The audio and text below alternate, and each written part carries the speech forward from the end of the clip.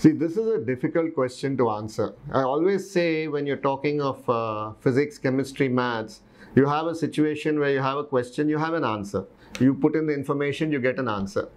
But in questions like this, where biology is involved, where you're worried about the behavior of the virus and behavior of the people who are affected by it, you don't have clear-cut answers.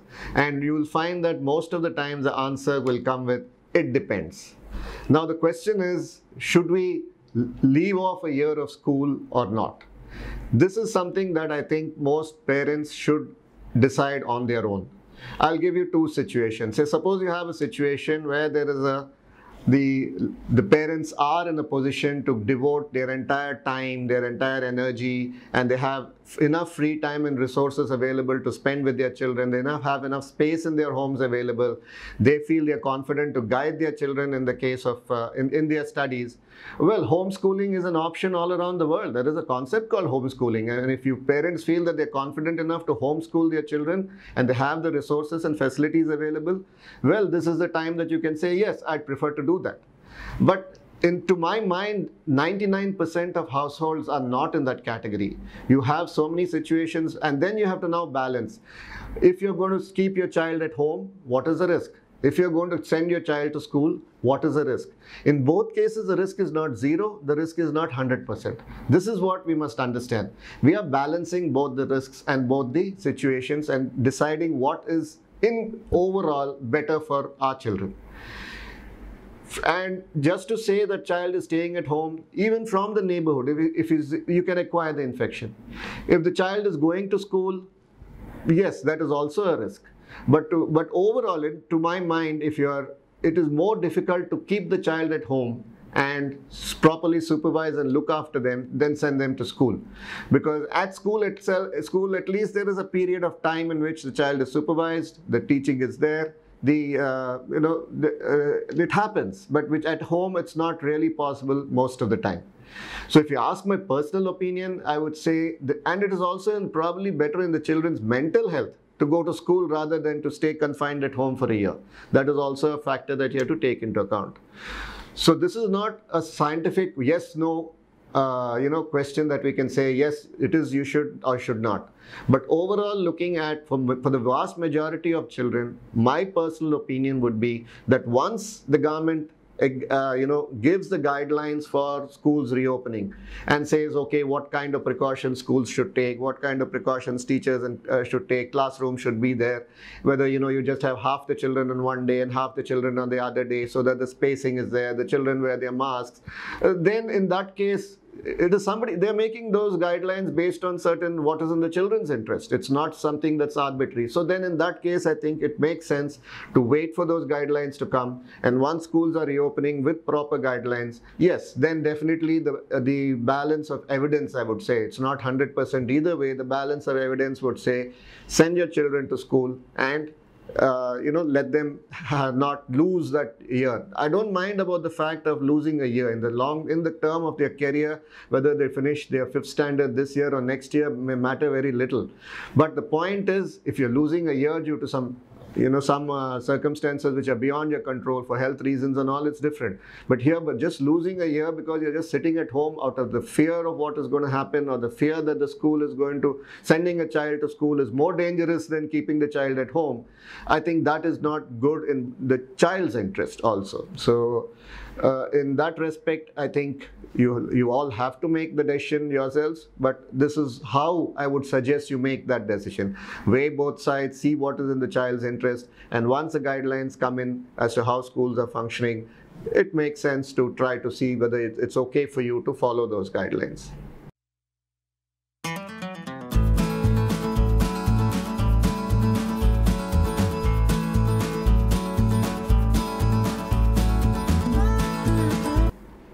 As far as the prevention of infection is concerned, see, what does social distancing, wearing a face mask, sanitizing do? Basically, it says that even if you have somebody with the virus in your vicinity, in your circle, the chances of the virus infecting you comes down. So beyond that, really speaking, the only alternative is isolation at home. That is, you spend, if you say I will sit at home in one room and I will not have any social contact with anybody, I will not allow anybody to come anywhere near me until the last case of the virus is there in the world, then that is the only alternative. So that is not practical. So once you're saying I'm coming out into society, at least for essentials, not necessary, not for all travel, entertainment, all those are anyway off the table. But when you're coming out into society for your essentials, whether it be education or healthcare or essential purchases, then these are basic minimums. That is this distancing, mask, and hand hygiene. And these are quite simple. In fact, I'm saying we are talking about them now, but it's something apart from mask. These practices should have probably been there in society always. I mean, to say that you have to maintain hand hygiene, maintain distance, if you're ill, don't cough, or protect yourself, block your face and mouth when you sneeze and cough. These are, don't spit here and there. And unfortunately, in our society, hygiene hasn't been given so much importance. But now I think people are conscious. But apart from this, in terms of what you can do to prevent infection, is really not much. Stay healthy, exercise regularly, eat healthy. These are the basic things that I can suggest. Really speaking, only those who are established high-risk individuals are the ones who are going to suffer. Getting an infection is not really a big deal medically speaking. It becomes an issue because you're forced to go into isolation, you may go into quarantine, etc. But really speaking, among those who are infected, if you take worldwide, the chances of actually dying with the virus is less than 1%. So that is broadly, you might see fatality rates and other differences, but because you're not testing everybody. But overall, if you look at the excess fatality, excess deaths are concerned, less than 1%. And those less than 1% are usually the elderly and those who have serious other illnesses. They have diabetes, kidney failure, hypertension. Anybody who has passed away with the virus, usually you'll find something in that category. It's not like they have no risk factors. Otherwise healthy person would not get it. So you keep that in mind, that this is not a fatal disease in terms of, like Ebola virus was there. That was, if you're infected with it, 1/3 will die. It was like that. That's why it didn't last long, because it killed off everybody who was in contact with it. So the virus could not spread. This one is designed to spread because it doesn't, most of the people who get infected recover well, and they pass it on to others and they recover. That's a cycle that's been going on.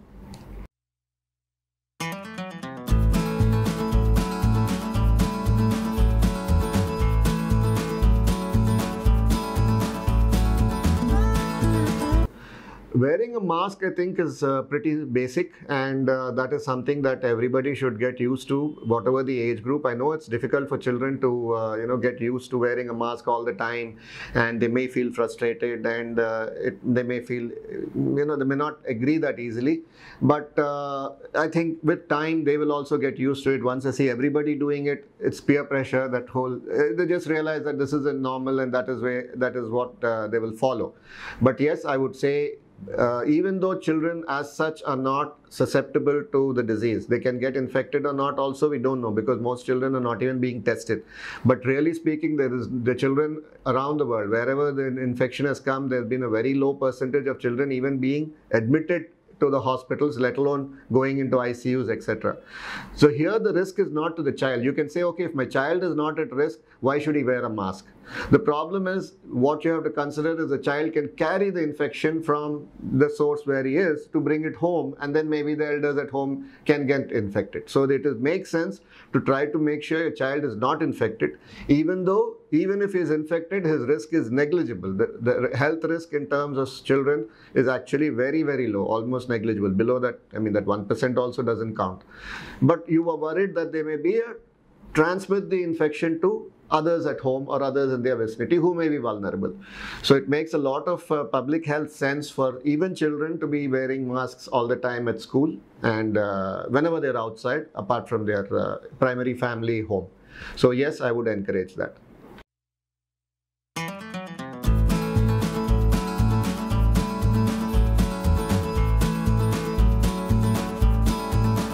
So good day everybody. I'm Dr. A.V. Shivaprasad. I'm a consultant gastroenterologist. I've been practicing in Visakhapatnam now for 33 years. And though I'm not technically a infectious diseases or public health or epidemiologist, I can assure you from the day that this virus has broken out, it has really occupied my attention also, to the extent that I feel responsible, that I have to keep up to date with what is happening, why it is happening, and what is the way forward, what to expect. My one main message for you all is that if you look at what has happened over 6 months from the time that in January when it was first recognized in China till now, I really feel confident that the amount of knowledge that we have acquired in this 6 months, thanks to modern medicine, modern science, research that's going on, is simply unbelievable. For most people, I think this is their first exposure to a topic like this, in-depth exposure topic, that what is a virus, what does it mean, what are vaccines, what is all this social distancing, what are all these things which are part and parcel of public health and medicine. For all of you all, it would be obviously new. We have seen it for various diseases over the course of the last few decades, but this is probably the first time in the history of medicine that you're having so much information available in such a short period of time. And this is understandable because this virus is something new. When you say novel coronavirus, it's novel. It's the first time this virus has been exposed to humanity, or humanity has been exposed to the virus. So we are all susceptible. We are all susceptible to infection. But being susceptible to infection does not mean that you are going to fall ill. Falling ill does not mean that you're going to become hospitalized or critically ill, and falling critically ill also does not mean that you're going to die. There are so many, the rule is recovery. I think that is the messaging that has not gone out so far, and the fear of the virus has probably been projected more than actually what is the natural course of the infection in the vast majority of people. So first, and then the second thing is, one should not try to eradicate the virus. It's not going to go away. Even if you get the right vaccine, if you get the right treatment. We have been living with so many viruses for so many years. You don't have that magic bullet which is going to wipe this away. You take an infection like SARS, S-A-R-S, which was nearly about 9-10 years old. So at that time, it was a big issue. How many patients were with SARS? Is it going to be a pandemic? But there were certain differences. There are differences between SARS virus and this virus that allowed us to get control over SARS virus, and it died out in 6 to 9 months. This virus has certain properties which will not allow us to do that. This is going to stay on.